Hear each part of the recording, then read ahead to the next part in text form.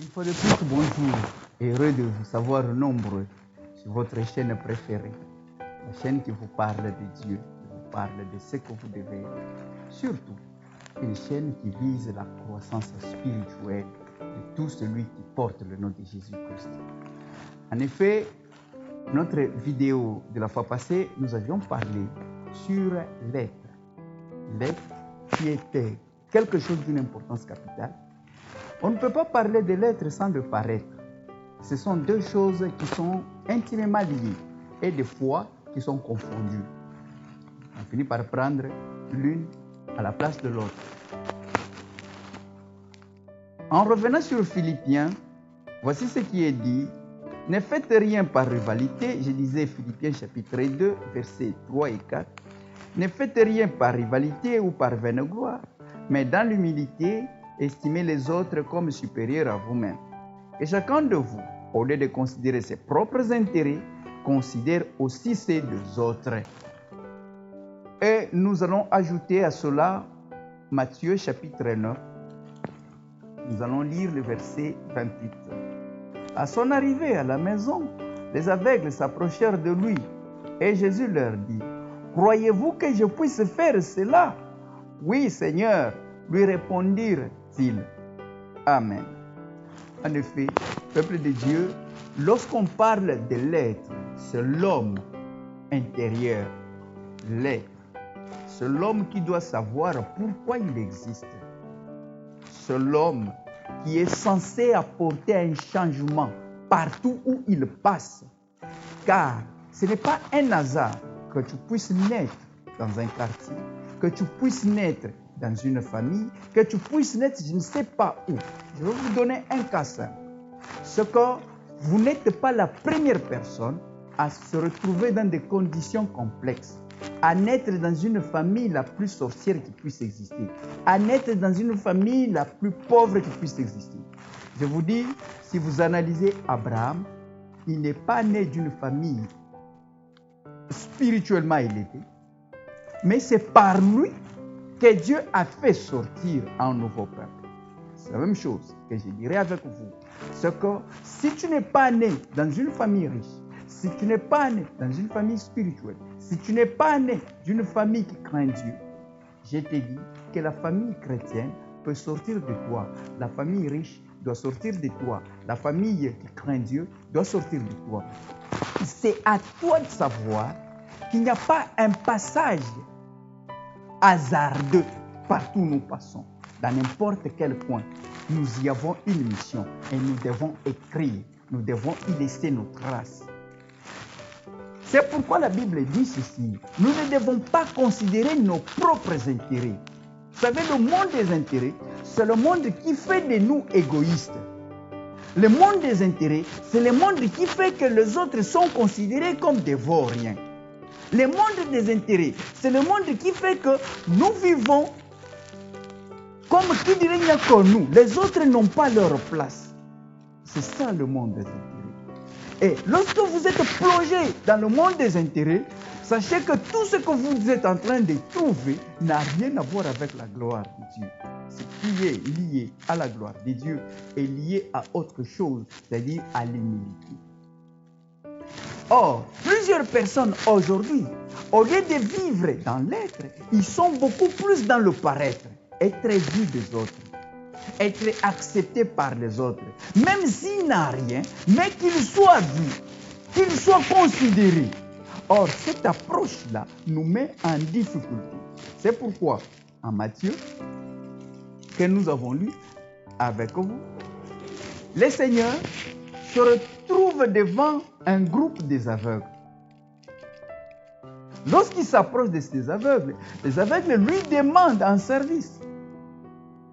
Et vous savez que la chose la plus difficile, la chose la plus complexe, c'est l'être et le paraître.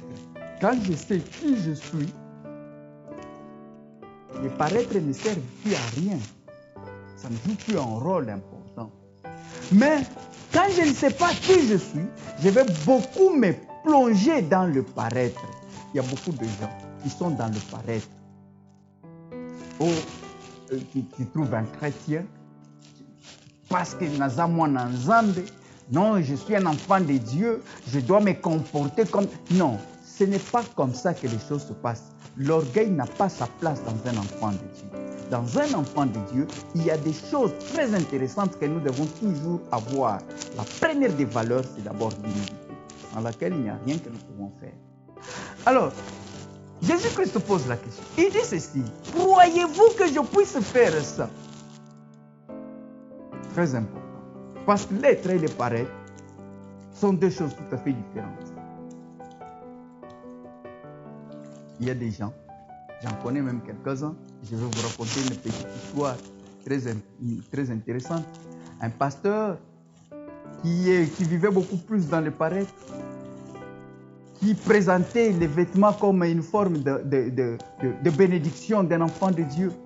Un jour, ce pasteur va à son église et descendant seulement, il a commencé à parler en langue, comme il y avait un grand monde autour de lui. Les gens étaient là. Et le pasteur descend, il commence à parler en langue. Et toujours lui-même qui parle en langue, il interprétait sa langue. Il dit, Dieu dit qu'aucun homme à qui Dieu a donné le pouvoir comme lui. Il lui a donné le pouvoir de ressusciter les morts. Il lui a donné le pouvoir de faire des miracles. Il lui a donné le pouvoir. Il a dit des choses.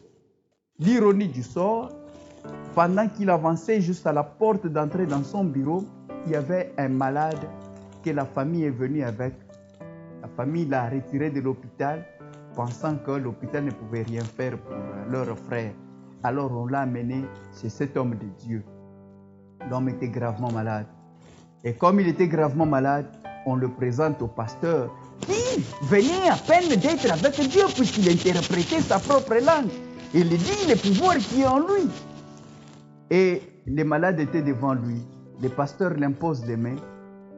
L'ironie du sort, comme je le disais, l'homme décède sur le champ. Et le pasteur se retourne et commence à gueuler à la famille. Vous vous attendez toujours quand les choses se compliquent, c'est alors que vous venez voir le pasteur. Pourquoi vous n'êtes pas venu avant? Voyez, quand vous vivez dans le paraître, vous vivez aussi dans la contradiction. Et ça, c'est ce qui arrive dans la vie de plusieurs. Ce qu'il pense n'est pas ce qu'il vit. Ce qu'il projette n'est pas ce qu'il réalise. Et lorsque vous êtes dans cet état de choses, ce message vous concerne.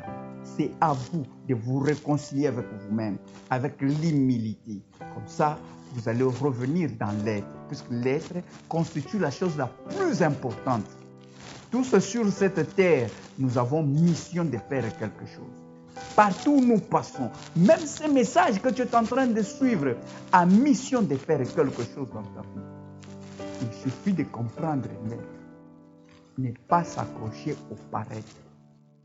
Et le paraître détruit plusieurs personnes. Beaucoup de gens n'existent plus seulement parce qu'ils se sont donné le luxe de vivre dans le paraître. Et le pasteur, lorsqu'il a commencé à crier, les gens se sont rendus compte que c'était un farceur, c'était un escroc. Puisque vous ne pouvez pas tromper jusqu'à l'infini. Les gens se sont rendus compte. Et les gens ont commencé à se retirer, à se désintégrer de vous. Donc ce sont des choses qui arrivent dans la vie de plusieurs. Le paraître et l'être, deux choses tout à fait différentes. Et le combat spirituel, c'est l'affaire de l'être. Il faut chercher à être. En toi, il y a quelque chose. En toi, il y a une mission à changer, si pas le monde, peut-être ton pays. Si pas ton pays, c'est peut-être ton continent. Si pas ton continent, c'est peut-être ta province. Si pas ta province, c'est peut-être ta famille, ton clan. Si pas, peut-être c'est la vie des membres de ta famille. Voilà, peuple de Dieu, j'aurais aimé vous dire cela. En guise de conclusion, je veux vous dire que, outre l'être que nous avons enseigné dans notre première vidéo, dans cette vidéo, nous sommes en train de parler du paraître. Les deux font partie de ce que nous appelons un combat spirituel. Il faut savoir comment vivre. Et la meilleure façon de vivre avec l'être, c'est chercher beaucoup plus l'intérêt des autres. À ce moment-là, l'orgueil s'échappe de notre vie. On s'éloigne de l'orgueil, on s'éloigne du jalousie, on s'éloigne de l'égoïsme. Pourquoi? Parce qu'on a choisi d'être. Mais quand on est dans le paraître, c'est le plus grand danger qui puisse exister. Quand vous êtes dans le paraître, vous souffrez directement parce que l'orgueil vient vers vous. Vous embrasserez sans problème la jalousie. Vous vivrez tout ce qui n'est pas normal. Voilà, la chose que je te demande, là où tu es, c'est de savoir combattre, savoir se séparer d'avec les pareils. Cherche beaucoup plus l'aide. Ce n'est pas le fait de naître dans une famille riche qui fait de toi un homme riche. Tu peux naître d'une famille très riche, mais tu es pauvre en toi. Tu peux naître d'une famille, je ne sais pas, qui a autant de spiritualité, mais toi-même tu es pauvre. Spirituellement, tu es pauvre. Tu n'as aucun niveau spirituel. Que Dieu nous bénisse. Alors ordonne-moi de faire ta volonté pour ne pas tomber dans le piège du diable. Près de toi je veux rester et te donner tout ce que j'ai. Peu importe le jour, le temps, les airs qui sont si sombres, je vais toujours demeurer, t'éprouver mon amour.